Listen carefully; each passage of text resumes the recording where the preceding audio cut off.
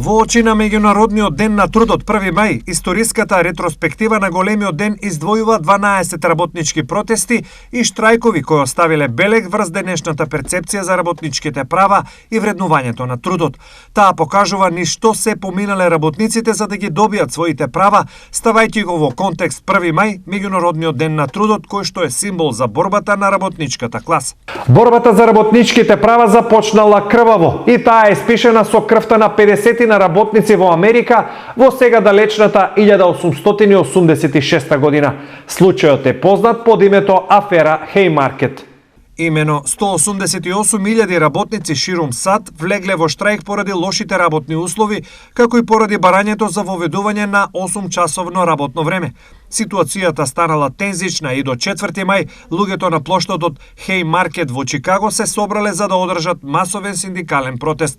Но некој фрлил бомба и загинале 7 полицајци, а пошто биле убиени помеѓу 5 и 50 луѓе. Втор поголем протест поради немање на храна и вода се случил кога на 22 јануари 1905 година група на работници марширале до зимската палата на царот Николај II за да ги искажат своите барања. Војската на царот отворила оган врз ненаоружаните демонстранти, пошто биле убиени или повредени повеќе од 1000 демонстранти.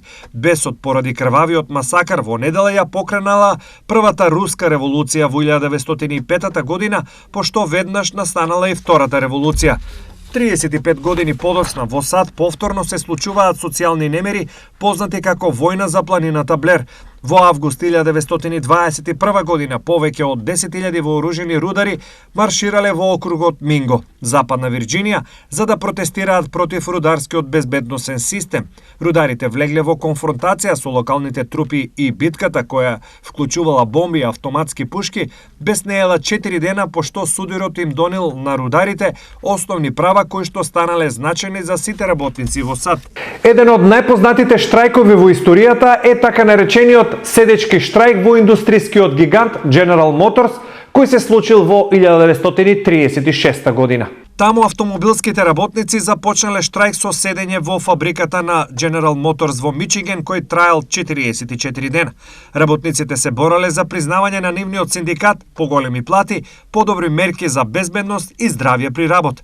Во годините по Втората светска војна, растечката економија го зголемила квалитетот на животот на некои работници, додека други останале сиромашни. Протестите од 1968 се познати како движечка сила на појавувањето на движењето за човекови права, предводено од Мартин Лутер Кинг Јуниор. Истата година е извршен и неговиот атентат. Во времето блиску до нас, познато е движењето наречено Арапската пролет во 2010 година. Туниски продавач на овоше се самозапалил во знак на протест кога полицијата му се заканувала дека ќе го затвори неговиот бизнис поради тоа што немал соодветни документи за истиот. Тој тогаш станал символ на репресираните работници не само во Тунис, туку во целиот регион и Блискиот Исток. Влијанијата од протестот имале глобални последици кои што се чувствуваат и денес.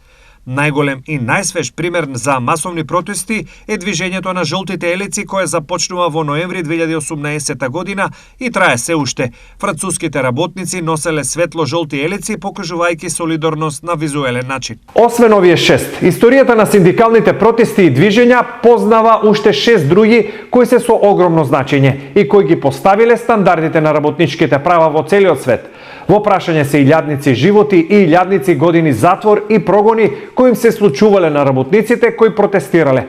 Токму и затоа, 1 мај е денот на трудот и работничките права во целиот свет.